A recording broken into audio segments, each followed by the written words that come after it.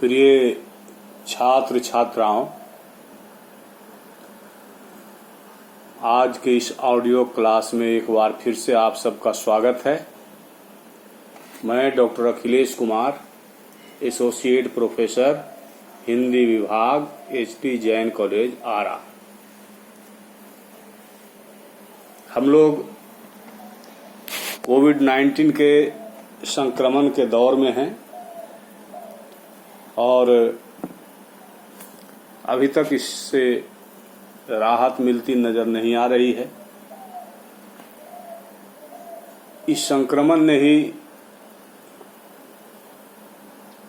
हम लोगों को बाध्य किया है कि ऑनलाइन पठन पाठन की ओर अग्रसर हो।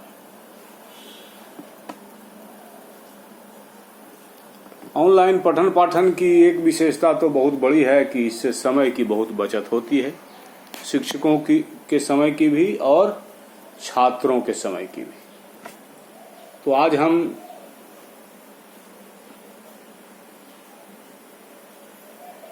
स्नातक खंड 3 हिंदी प्रतिष्ठा के 6ठे पेपर में हैं। आज के पूर्व कुछ क्लास हमने काव्य के प्रकार के अंतर्गत लिए हैं, जिसमें हमने प्रबंध काव्य के अंतर्गत महाकाव्य और खंड काव्य की चर्चा की थी। इसके अलावे अन्य प्रकार जो हैं काव्य के, मुक्तक काव्य, कथा और आख्यायिका और फिर रूपक।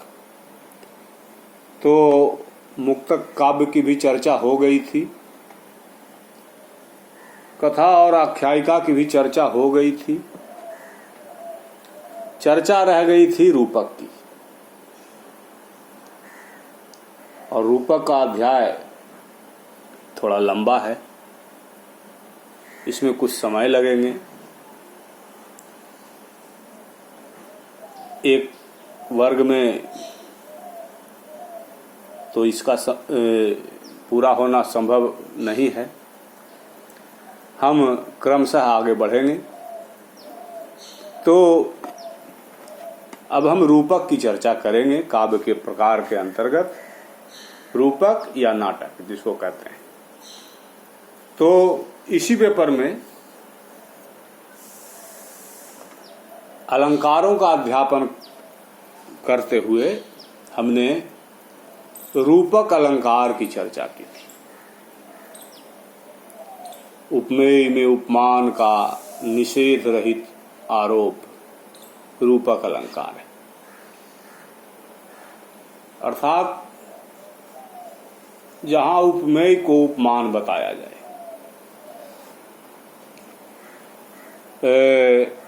उपमा की तरह सादृश्य प्रतिपादन नहीं हो और उत्प्रेक्षा की तरह संभावना भी नहीं हो। सीधा आरोप कि राम श्याम है, सीधा आरोप। किसी नाम नुकर की जरूरत नहीं है, किसी प्रकार के निषेध की जरूरत नहीं है।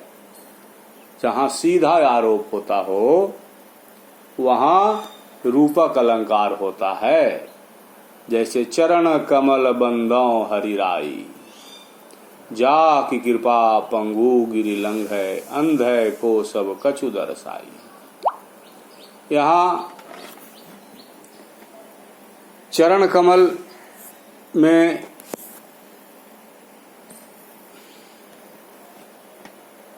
चरण को कमल के समान बताया गया है।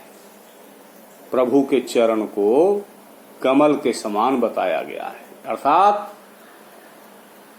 यहाँ उपमेय हुआ चरण और उपमान में आरोप है जो कि है कमल, सीधा आरोप। चरण कमल, चरण कमलवत, चरण कमल हैं, चरण कमल बंदौ हरि राई। हरि राजा के कमल के समान चरण की मैं वंदना करता हूँ, या कमल रूपी चरण की मैं वंदना करता हूँ, कमल रूपी चरण की। तो यह जो है उपमेय में उपमान का आरोप रूपक अलंकार है, और बताया था हमने सांग रूपक, निरंग रूपक, परंपरित रूपक, कुछ भेद हमने बताए थे। तो उस अलंकार वाले रूपक में और इस रूपक में, जिसे नाटक कहा जाता है, थोड़ा अंतर है। वह रूपक अलंकार है और इस रूपक का मतलब नाटक है। और आप लोग जानते हैं कि नाटक जो है वह दृश्य काव्य के अंतर्गत आता है। इसका अभिनय होता है, मंचन होता है, प्रेक्षागृह में प्रेक्षक इसका आनंद लेते हैं, देखते हैं और देखकर रसानुभूति करते हैं, आनंद विभोर होते हैं। तो उसमें और इसमें थोड़ी भिन्नता है। नाटक में क्या होता है? नाटक में यह होता है कि अभिनेता या नट, बहुत सारे नाटक के आरंभ में नट नटी संवाद होता है, तो अभिनेता या नट के ऊपर पात्रों के रूप, अवस्था या उनके व्यक्तित्व का आरोप किया जाता है। अर्थात जो अभिनेता आते हैं वे पूर्व के किसी पात्र का व्यक्तित्व लेकर के आते हैं और उनका हाव भाव लेकर के आते हैं, उनकी वेशभूषा लेकर के आते हैं, उनकी बोली लेकर के आते हैं, उनके चाल चलन लेकर के आते हैं। तो अभिनेता या नट के ऊपर पात्रों के रूप, अवस्था या उनके व्यक्तित्व का आरोप किया जाता है। और इस आरोप में सबसे ज्यादा महत्व जो होता है वह मनुष्य की अनुकरण वृत्ति का होता है। जो प्राणी या जो अभिनेता जितना सफल अनुकरण कर सकता है वह उतना ही सफल अभिनेता होगा। जैसे हम फिल्मों में देखते हैं, किसी खलनायक को देख करके मन मिजाज गर्म हो जाता है, गुस्सा आता है, मुंह से गालियां निकलती है। तो ऐसा जब हो और लगता है कि इसको अभी इसकी हत्या कर दें, मन में ऐसा भाव आता है। ऐसा भाव जब आए तो समझ लीजिए कि खलनायक ने अपनी भूमिका का निर्वाह सफलतापूर्वक किया है। उसी तरह से किसी आदर्श पात्र के अभिनय को देख करके जब हम भाव विभोर हो जाते हैं, प्रसन्न हो जाते हैं, मुग्ध हो जाते हैं, तो इसका मतलब यह है कि उस अभिनेता ने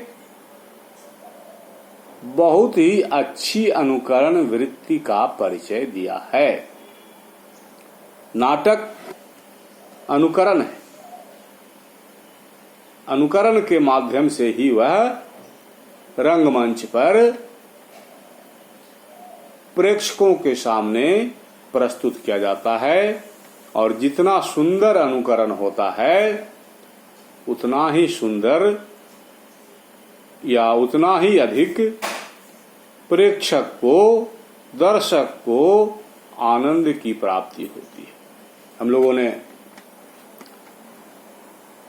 टीवी सीरियल में देखा, दो बड़े ही धार्मिक पौराणिक सीरियल रामायण और महाभारत।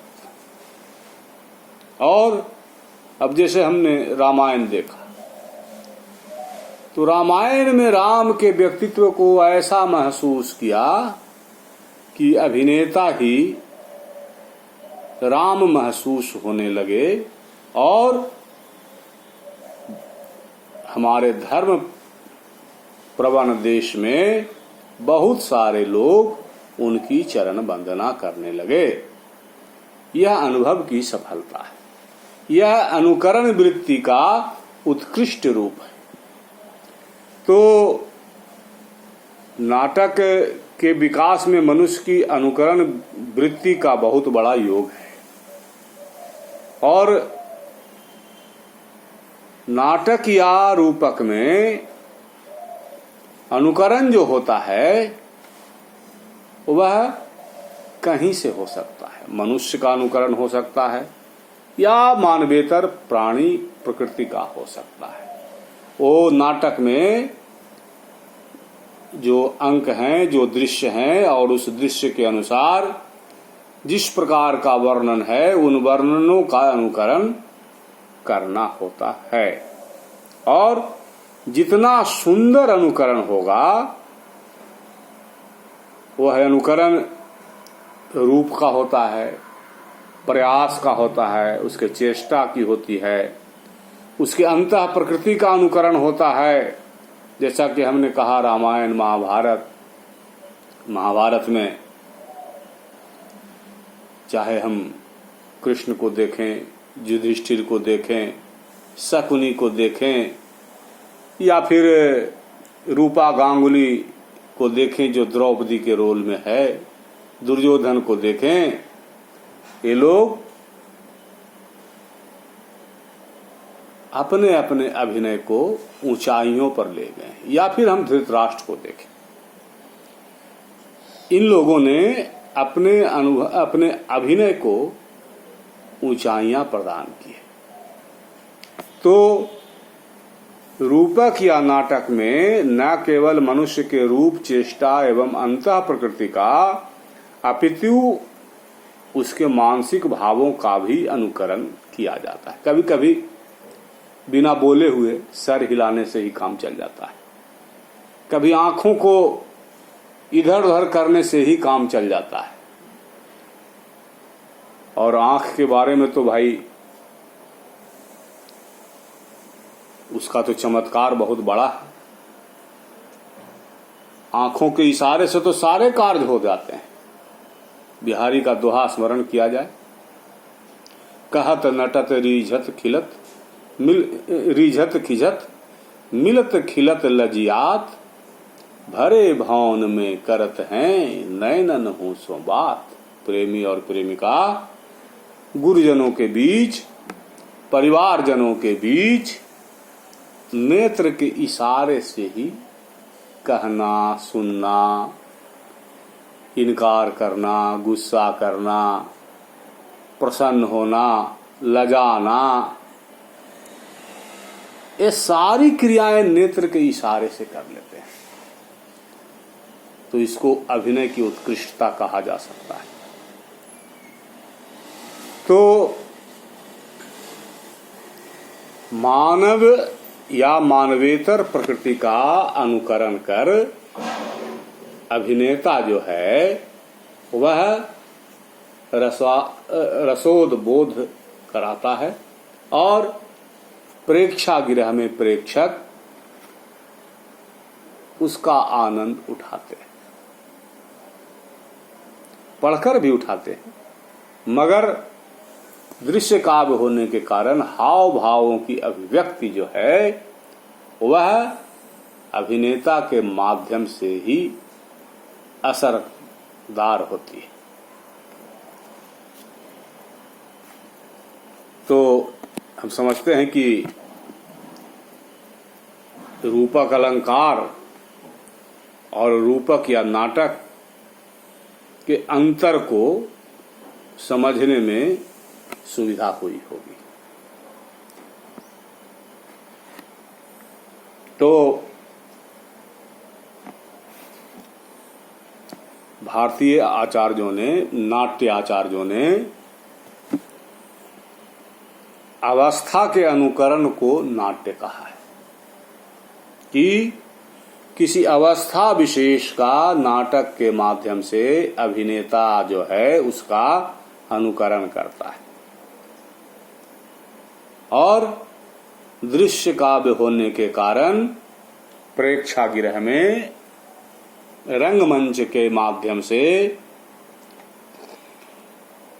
अभिनय के द्वारा उन अवस्थाओं का अभिनय करके प्रेक्षकों को आह्लादित करता है। तो रूपक में और नाटक रूपक में यह फर्क हुआ कि एक वस्तु में अन्य वस्तु का आरोप रूपक होता है, उपमेय में उपमान का निषेध रहित आरोप रूपक होता है। तो यहां भी आरोप होता है, लेकिन उसके लिए अनुकरण करना पड़ता है, अभिनय की जरूरत होती है, कला प्रदर्शन की जरूरत होती है। और नकल करने में जो महारथी होगा वह सफल अभिनेता माना जाएगा। अब इसके बाद यह देखना होगा कि भारतवर्ष में नाटक की क्या परंपरा रही है। तो विद्वान बताते हैं कि इसके सूत्र वैदिक वाङ्मय में प्राप्त होते हैं और ऋग्वेद में इसके संकेत हैं। जमजमी संवाद, पूर्वा उर्वशी संवाद आदि संवादों के माध्यम से यह बताया जाता है कि ऋग्वेद से भारतीय नाट्य परंपरा का आरंभ होता है। तो इस हिसाब से यह मानना होगा कि भारत की नाट्य परंपरा जो है वह अत्यधिक प्राचीन है।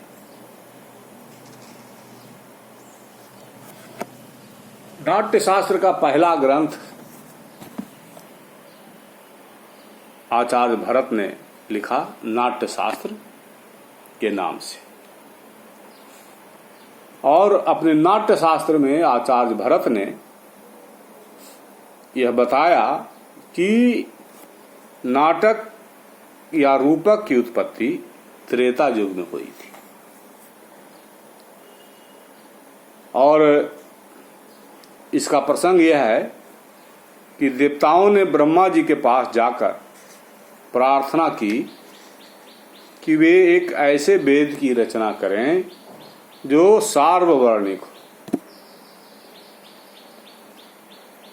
तो देवताओं के इस अनुरोध पर ब्रह्मा जी ने पाठ्य सामग्री ऋग्वेद से ली, गीत सामवेद से, अभिनय यजुर्वेद से और रस अथर्ववेद से लेकर नाट्य वेद नाम से पंचम वेद का निर्माण किया, जो सभी वर्णों के लिए ग्राह्य था। और यह भी बताया गया है कि ब्रह्मा के आदेश से विश्वकर्मा ने रंगमंच का निर्माण किया। भरत मुनि नाटक के आचार्य बनाए गए और भरत मुनि को ब्रह्मा जी ने 100 शिष्य दिए, जिन्हें आचार्य भरत ने नाट्य कला की व्यावहारिक शिक्षा दी। व्यावहारिक शिक्षा यानी रिहर्सल करवाया। और इस कार्य में शिव और पार्वती का भी सहयोग मिला, क्योंकि इसमें शिव का तांडव नृत्य और पार्वती का लास्य नृत्य भी आता है। और इस तरह से नाटक को पूर्णता प्राप्त हुई। तो इस कथा प्रसंग के आधार पर यह मानना उचित होगा कि भारतवर्ष में नाटक की उत्पत्ति दैवीय है, दैवी उत्पत्ति है। देवताओं द्वारा नाटक की उत्पत्ति हुई और यह भी संकेत है कि आचार्य भरत के नाट्य शास्त्र के सृजन के पूर्व भारतवर्ष में नाटक एवं रंगमंच जो है विकास कर चुका था, उसका पूर्ण विकास हो चुका था। पूर्ण विकास होने के बाद ही नाट्य शास्त्र का सृजन हुआ और यह ही उचित होता है।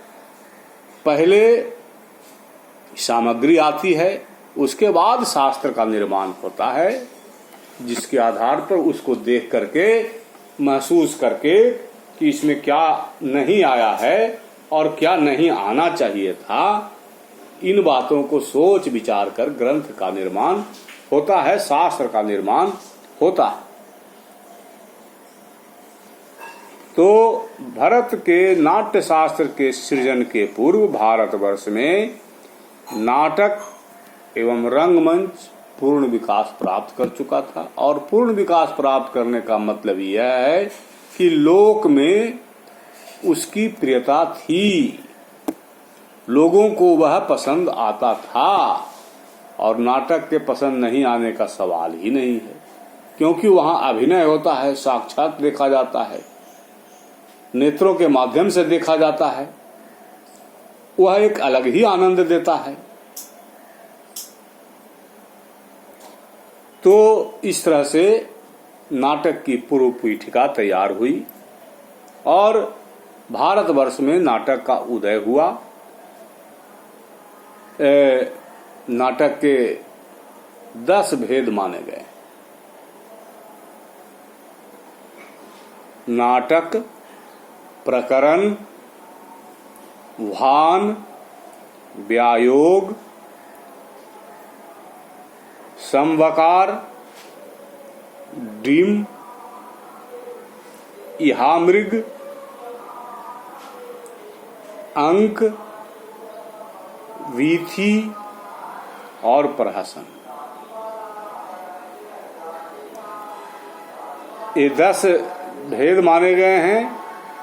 नाटक, प्रकरण, भान, व्यायोग, समवकार, डिम, इहामृग, अंक, वीथी और प्रहसन। और रूपक से ही संबद्ध उपरूपक होता है, जिसके भी 18 प्रकार माने गए हैं। उपरूपक के 18 प्रकार बताए गए हैं। नाटिका, त्रोटक, गोष्ठी, सट्टक, नाट्य रासक, प्रस्थान, उल्लाप्य, काव्य, प्रेंखन, रासक, संलापक, श्रीगदित, शिल्पक, विलासिता, दुर्ग मल्लिका, प्रकरणिका, हल्लीश और भानिका। हम इसका एक बार फिर से उल्लेख कर देते हैं। नाटिका, त्रोटक, गोष्ठी, सट्टक, नाट्य रासक, प्रस्थान, उल्लाप्य, काव्य, प्रेंखन, रासक, संलापक, श्रीगदित, शिल्पक, विलासिक, दुर्ग मल्लिका, प्रकरणिका, हल्लीश और भानिका। ये रूपक से संबद्ध उपरूपक के 18 प्रकार बताए गए और रूपक के 10 भेद माने गए। तो फिलहाल हम इन सब में उलझना नहीं चाहेंगे। जब इन सब के चर्चा की आवश्यकता महसूस की जाएगी तब इन सब की चर्चा की जाएगी। अब इसके उपरांत हम सीधे सीधे नाटक के तत्वों की ओर आते हैं। जैसे कहानी के 6 तत्व बताए गए, उसी तरह से रूपक के भी 3 प्रमुख तत्व माने गए। भारतीय आचार्यों ने रूपक या नाटक के 3 तत्व माने: वस्तु, नेता और रस। वस्तु का मतलब कथा वस्तु, और नेता यानी अभिनेता, जिसमें नायक भी होगा और नायिका भी होगी, पुरुष पात्र भी होंगे और स्त्री पात्र भी होंगे, नायक के साथ सहनायक भी होता है, खलनायक भी होता है, कई पात्र होते हैं। इसकी हम आगे चर्चा करेंगे विस्तार से। लेकिन इन सब में रस जो है, रस का स्थान सर्वोपरि है। अगर रसबोध हुआ, रसोद्रेक हुआ, प्रेक्षागृह में प्रेक्षक को रस की प्राप्ति हुई, प्रेक्षक आनंद विभोर हुआ, तो वह नाटक सफल हुआ। अगर नहीं हुआ तो वह विफल हुआ। यह निश्चित बात है। कथा वस्तु को कथा इतिवृत्त या कथा वस्तु भी कहा जाता है। वस्तु का मतलब कथा वस्तु, कहानी इतिवृत्त, अर्थात नाटक की जो कहानी है, क्या कहानी है, उसको कथा वस्तु कहा जाता है। अर्थात किसी भी प्रदर्शन के लिए कोई कथा होती है, किसी कथा की जरूरत होती है, और उसी कथा के आधार पर जो है अभिनेता, अभिनेत्री, पात्र अभिनय करते हैं और अपने अभिनय के द्वारा रसानुभूति कराते हैं। जैसे रामायण सीरियल में राम की कथा रही, राम के आदर्श जीवन की कथा रही। महाभारत सीरियल में कौरवों और पांडवों के बीच के संघर्ष की कथा रही, धर्म और अधर्म की कथा रही, न्याय और अन्याय की कथा रही। और रामायण में भी न्याय और अन्याय की कथा रही। धर्माचरण पर अधर्माचरण को परास्त करने की जरूरत महसूस की गई, इसलिए राम रावण का युद्ध हुआ और रावण वध भी हुआ। तो एक कथा होती है। तो कथा वस्तु की चर्चा में हम रूपक के इन 3 तत्वों की विस्तार से आपके सामने चर्चा करेंगे। और चूंकि सबसे पहले वस्तु है, अर्थात कथा वस्तु है, तो कथा वस्तु की विस्तार से चर्चा करेंगे। लेकिन कथा वस्तु के विस्तार से चर्चा के लिए आज समय बचा नहीं है। इसलिए अगले क्लास में हम नाटक के कथा वस्तु की चर्चा आपके सामने प्रस्तुत करेंगे। आज के वर्ग के लिए नाटक किसे कहते हैं और अभिनय में किसका सबसे बड़ा योगदान है, अनुकरण वृत्ति का सबसे बड़ा योगदान है, और नाटक की उत्पत्ति किस प्रकार हुई, नाटक की चर्चा कब से हुई, इन सब की हमने आपके बीच में चर्चा की। और इसके साथ ही यह भी बताया कि रूपक के 10 भेद माने गए हैं और रूपक से संबद्ध उपरूपक के 18 प्रकार बताए गए हैं। तो आज इतनी चर्चा हो सकी है और अगले क्लास में हम अब रूपक के तत्व के अंतर्गत कथा वस्तु की चर्चा करेंगे। तो आज के लिए इतना ही। धन्यवाद।